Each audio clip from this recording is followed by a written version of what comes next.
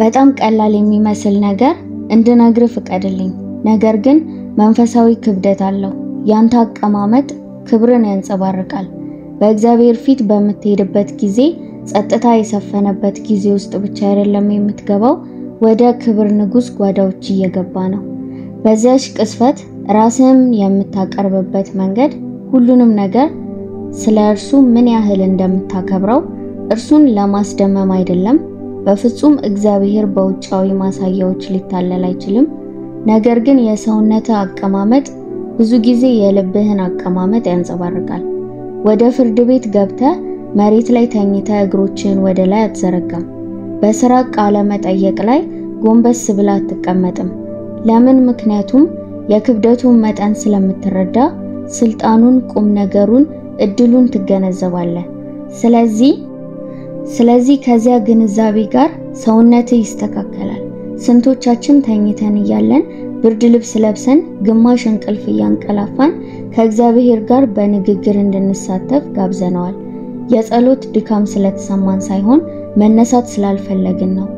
ኢየሱስ ራሱ ከሌሊቱ 9 ሰዓት ላይ በአካል ወደ ክፍል እንደሚገባ ብታውቅ ኖሮ በአልጋ ልብስና ትራስ ተሸፍነ ታወራለህ? አይ፣ ተነስተህ ትዘላለህ። የሚንቀጠቀጡ እጆች ይዘህ ትቆማለህ።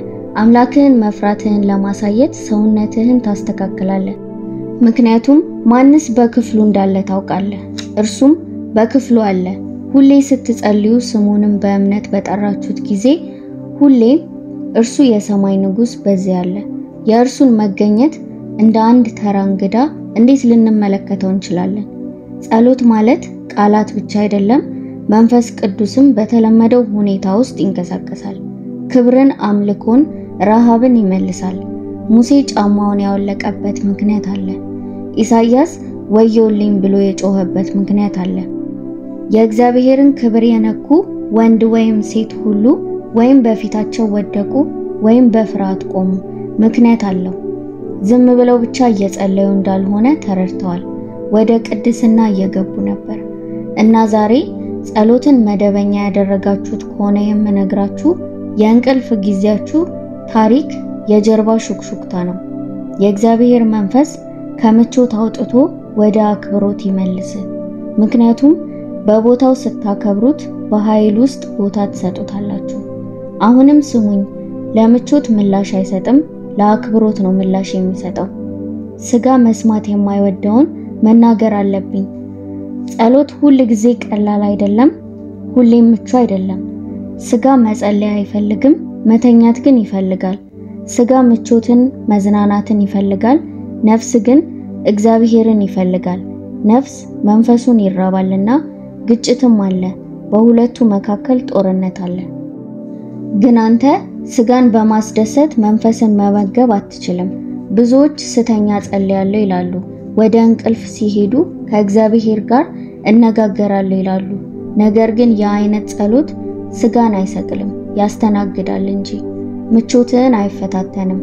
ግን ስጋችሁን ስትገስጹት ፀሐይ ከመውጣቷ በፊት በጉልበታችሁ ስትወድቁ ሰውነታችሁ ትራስ ትፈልጋለች። ግን ሌሎች ሲተኙ እጃችሁን ወደ ላይ አንስታችሁ በክፍላችሁ ስትቆሙ ያ ጸሎት ብቻ አይደለም፣ ጦርነት ነው።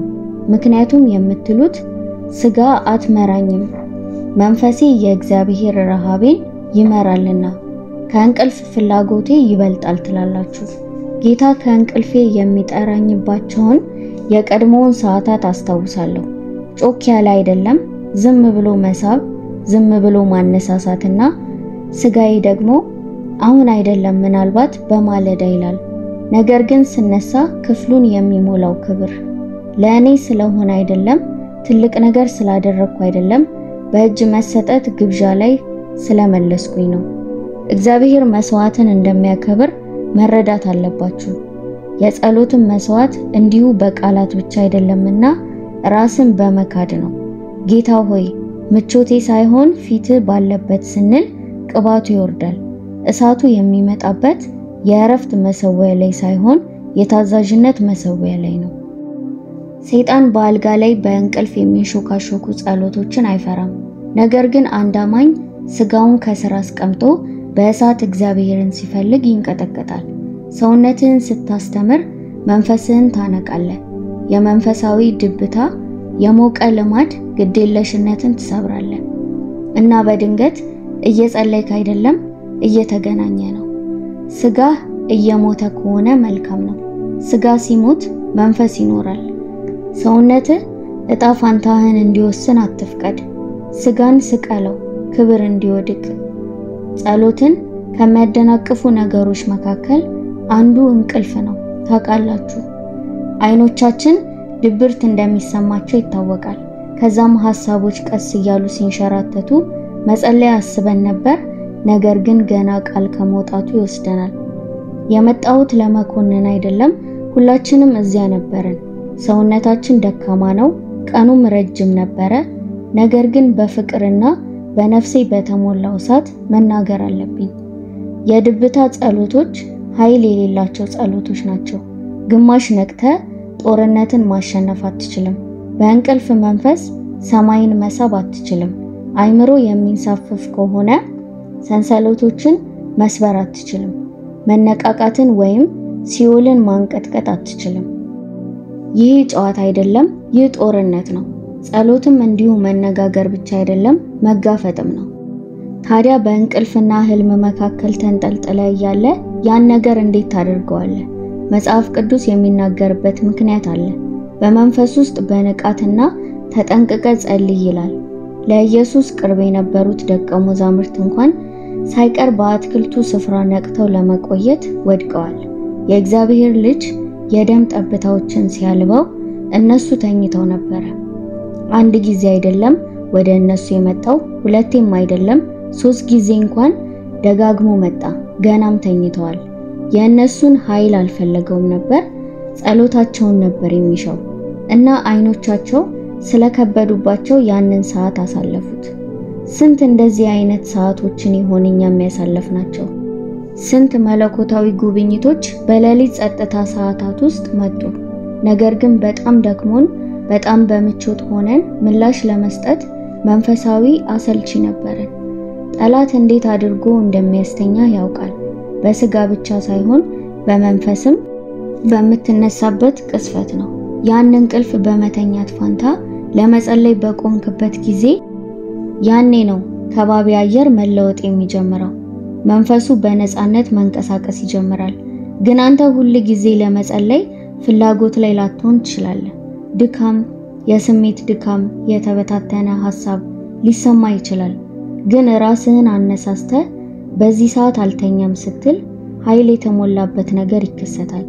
ምክንያቱም እግዚአብሔር ስጋ በሚገዛበት ቦታ አይንቀሳቀስም፣ መንፈሱ በሚመራበት ቦታ ይንቀሳቀሳል።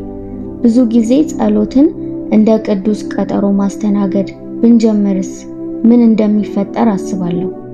በእርግጥ እርሱ የመተኪያ ዕቅድ አይደለም፣ የመኝታ ጊዜ ተግባርም ሳይሆን ከቅዱሱ የሰማይና የምድር ፈጣሪ የተቀደሰ ስብሰባ ነው። ጸሎት የግዴለሽ በሆነበት ዓለም ውስጥ እንኖራለን። ዓለም መስማት የማይፈልገውን ነገር ልነግር ይገባል።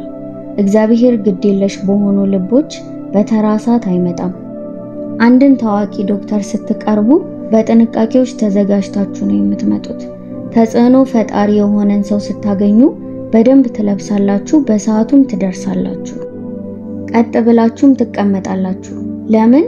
ምክንያቱም የቅስፈቱን አስፈላጊነት ስለምትረዱ። ምን ያህል ልባችንን፣ አይምሯችንንና አኳኋናችንን እንኳን የክብር ንጉስ ፊት በምንቆምበት ጊዜ ማዘጋጀት አለብን። መገናኘት ብቻ አይደለም፣ መለኮታዊ ቀጠሮ ነው። ያንን ቅስፈት ስንቴ በቸልተኝነት አሳለፍ ነው።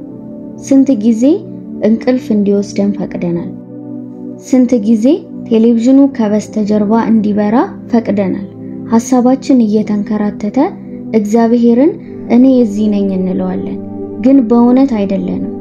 እዚያ ሰውነታችን ተኝቷል፣ አይምሮአችን እየተንሳፈፈ ነው፣ መንፈሳችን በግማሽ ተሰማርቷል። ይህ ክብር አይደለም። ይህ ለመንፈሱ ያለን ቅናት አይደለም።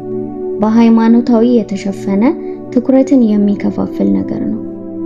አምላካችን እግዚአብሔር ከዚህ በላይ ይገባዋል።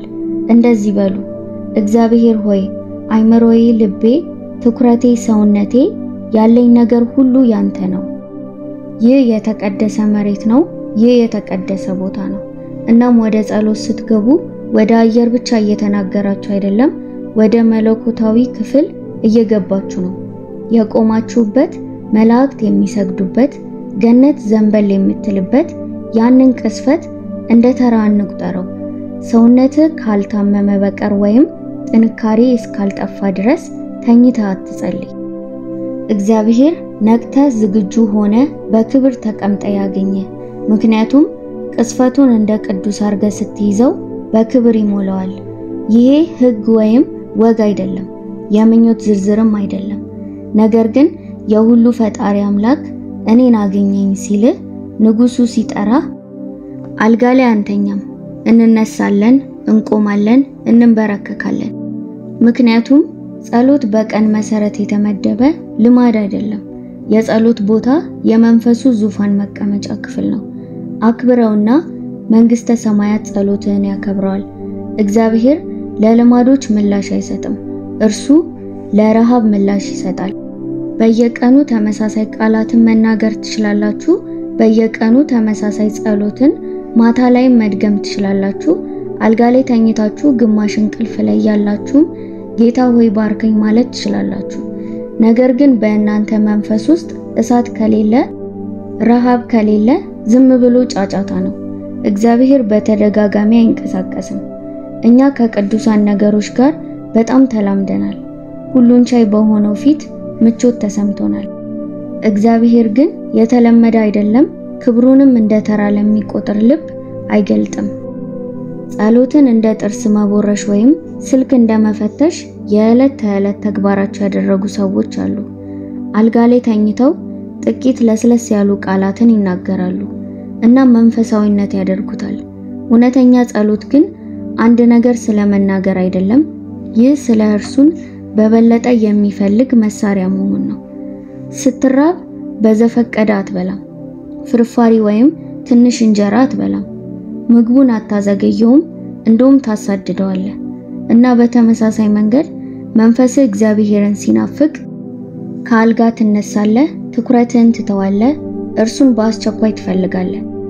ለተራበ አማኝ ድምፅ ሰማይን ያንቀሳቅሳል፣ ገነትን ይከፍታል፣ የጨለማ ኃይላት እንዲንቀጠቀጡ ያደርጋል። ምክንያቱም ረሃብ ጸጥ አይልም። ረሃብ በኋላ ጸልያለሁ አይልም። ረሃብ አሁን እርሱን እፈልጋለሁ ይላል። እና እግዚአብሔር የሚፈልገው ያንን ነው።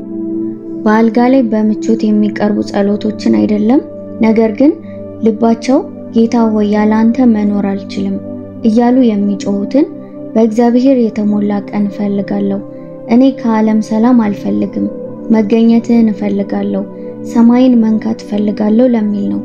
በውስጥ ያንን ስሜት ይሰማሃል። ያንን ህመም የሚያነቃቃውን ያ መንፈስ ወደ ጥልቀት እየጠራ ከስንፍና ወደ እርሱ እየጠራ ነው። ነገር ግን እግዚአብሔር ሐሳቦችን ብቻ አይሰማም፣ ድርጊቶችንም ይመለከታል። በጸሎት ልትወስዳቸው ከምትችላቸው በጣም ኃይለኛ እርምጃዎች አንዱ ደግሞ መነሳት ነው። ተነሳ፣ ካልጋው ተነሳ፣ የብርድ ልብሱንም ሙቀት ተወው፣ እግርህን መሬት ላይ አድርግ፣ እናም ጌታ ሆይ ላገኝ መጥቻለሁ በለው። ምን አይነት መገለጫ እንደሆነ ታውቃለህ? በተለይ ማንም ሰው በማያየው ጊዜ፣ በተለይ ምቾት ተሰምቷችሁ በነበረበት ጊዜ፣ በተለይ ክፍሉ ጨለማና ጸጥታ በሆነበት ጊዜ ሰውነታችሁ መንፈሳችሁ የሚጮኸውን ሲናገር ትልቅ ዋጋ አለው። እግዚአብሔር ያንን ያያል። ከእንቅልፍ ይልቅ እርሱን ስትመርጡ፣ ትኩረትን ስትገፉ፣ ሌላውን ሁሉ መብራት ስታጠፉ ያያል። ለመጸለይ በተነሳ ቁጥር ሰማይ ያስተውላል። ትራስ ላይ ራስን ከማስቀመጥ ይልቅ በጉልበቶች ላይ በወደቁ ቁጥር፣ በጸጥታ ቆመ ጌታ ሆይ ያለው ባልክ ቁጥር ወደ ሌላ የተአምራት ስፍራ እየገባህ ነው። መነሳት ስለ አቋም ብቻ አይደለም፣ ስለ አቀማመጥ ነው። በምቾት ሳይሆን ከሰማይ ጋር ለመስማት የተወሰነ ውሳኔ ነው።